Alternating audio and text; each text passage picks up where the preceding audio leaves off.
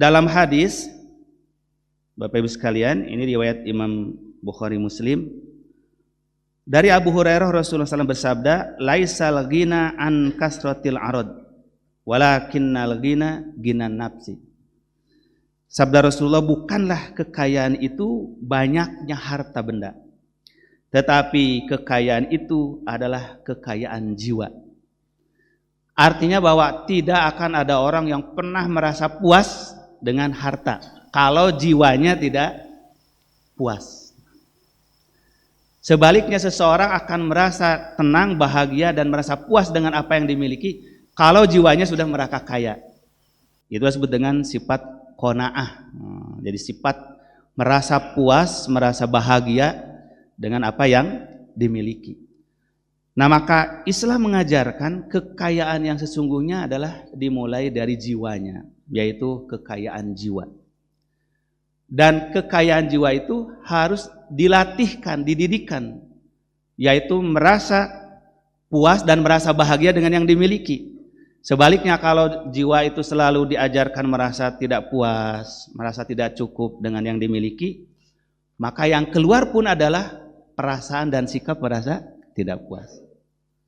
Nah, maka kekayaan yang sebenarnya kata Nabi adalah kekayaan jiwa. Maka tanamkanlah dalam jiwa merasa cukup, merasa kaya, merasa bahagia dengan yang dimiliki. Kemudian yang kedua, hadis dari Aisyah radhiyallahu anha, anna Nabiyya sallallahu alaihi wasallam kana yad'u li haula'il kalimat, Allahumma inni a'udzu bika min fitnatin nar wa adzabin nar wa min syarril ghina wal faqri. Kata Aisyah radhiyallahu anha, Rasulullah berdoa dengan kalimat-kalimat, ya Allah, sesungguhnya aku berlindung kepada Engkau dari fitnahnya neraka, dari azabnya neraka, dan dari keburukan kekayaan dan keburukan kefakiran. Ya, ternyata dalam kekayaan ada keburukan, dalam kefakiran pun ada keburukan. Sebagaimana dalam kekayaan ada kemuliaan, dalam kefakiran pun ada kemuliaan. Nah, apa yang menentukannya bukan kaya dan fakirnya, tapi adalah menyikapinya. Bagaimana menyikapi kondisi tersebut? Kalau dia menyikapi dengan tuntunan Allah dan Rasulnya, maka kekayaan jadi kemuliaan, maka kefakiran jadi kemuliaan. Maka Rasulullah berlindung dari keburukan fakir dan keburukan kekayaan, karena dua-duanya juga cobaan. Maka tadi di Al-Quran disebut fa'ammal insanu idza mabtalahu, jika diuji. Artinya bahwa kekayaan ujian, kemiskinan juga ujian. Maka kalimatnya ibtalahu, Allah mengujinya dengan cara dilapangkan ataupun dengan cara disempitkan. Nah, maka Rasulullah berlindung dari dua keburukan, baik keburukan dampak karena kekayaan, karena dengan kekayaan orang jadi berburuk perilaku, jadi sombong, takabur, merendahkan orang lain, cenderung untuk berpoya-poya, bermubadir. Nah, itu keburukan yang muncul dari kekayaan. Sebaliknya juga keburukan dari kefakiran, merasa rendah diri, merasa tidak disayangi Allah, kemudian merasa ketakutan tidak kecukupan kebutuhan hidupnya. Ini semuanya adalah keburukan. Maka Rasul mengingatkan, kadal fakru an yakuna kufron. Ada kalanya kefakiran membawa pada kekufuran. Nah, ini kalau fakirnya fakir hati, miskinnya miskin jiwa, maka akan membawa pada kekufuran.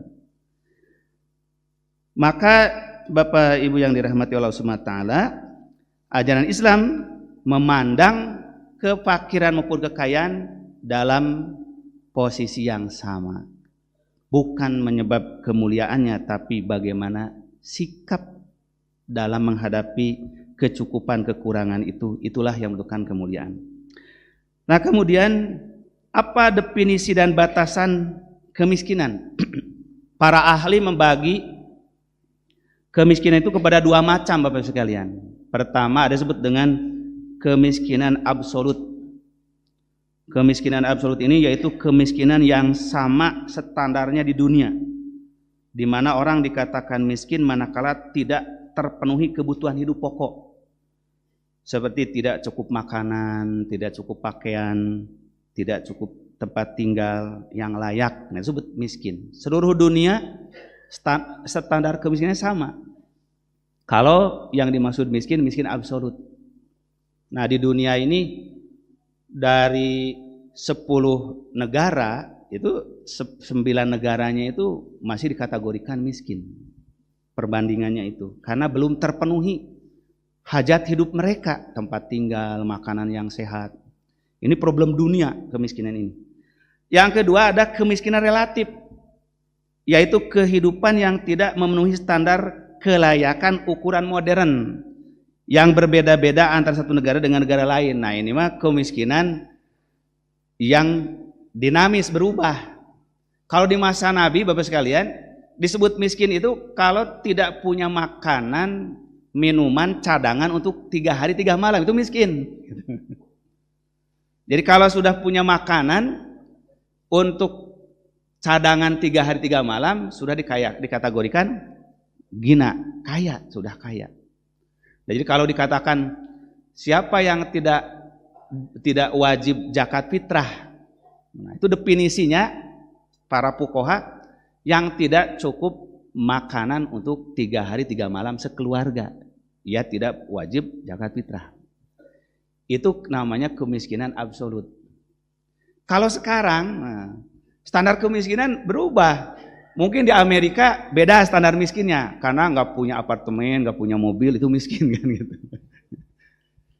Di Saudi Arabia tentu beda standar miskinnya dengan di Indonesia. Karena semua rakyatnya sudah ditanggung oleh negara yang tidak mampu itu. Jadi tidak ada rakyatnya yang sebulan tidak punya untuk makan, karena itu sudah disiapkan oleh Kementerian Sosial untuk makannya. Jadi miskinnya Saudi itu karena rumahnya nggak mewah, mobilnya nggak mewah, kan gitu. Istrinya nggak 4, itu miskin gitu kan gitu. Itu standar miskinnya gitu. Jadi sekarang ini yang digembar-gemborkan ini standar kemiskinan modern, yaitu yang akan terus berubah kan gitu. Apa yang dimakannya, bagaimana tempat tinggalnya, bagaimana kehidupan sehari-harinya, apakah sudah bisa rekreasi seminggu sekali atau tidak. Kalau bisa belum rekreasi, belum dikategorikan kaya. Nah, jadi yang sekarang diperdebatkan itu kemiskinan relatif. Sedangkan di negeri-negeri tertentu memang masih kemiskinan absolut. Yaitu betul-betul seperti negara-negara muslim, Bapak Ibu sekalian, di Afrika ya. Ini subhanallah masih sangat kekurangan. Betul-betul yang disebut miskin itu nggak punya rumah. Rumahnya hanya dari pohon-pohonan atau daun-daunan dijadikan tenda. Itu rumah mereka. Minum mereka pun tidak minuman yang air bersih, tapi dari kali. Makanan mereka juga tidak teratur, apalagi punya cadangan. Masih banyak saudara-saudara kita muslim di pedalaman Ethiopia, Mauritania ya, itu yang masih seperti itu tuh. Masih banyak. Itu yang sebenar-benarnya kemiskinan. Nah, kemudian yang terakhir penyebab kemiskinan. Penyebab kemiskinan. Nah, dengan mengetahui penyebabnya itulah nanti ajaran Islam akan menuntun pada kita bagaimana Islam mensejahterakan umatnya. Nah, itu nanti ke sana. Bagaimana Islam mengatasi kemiskinan dan menyejahterakan umatnya. Itu nanti pembahasannya ke sana.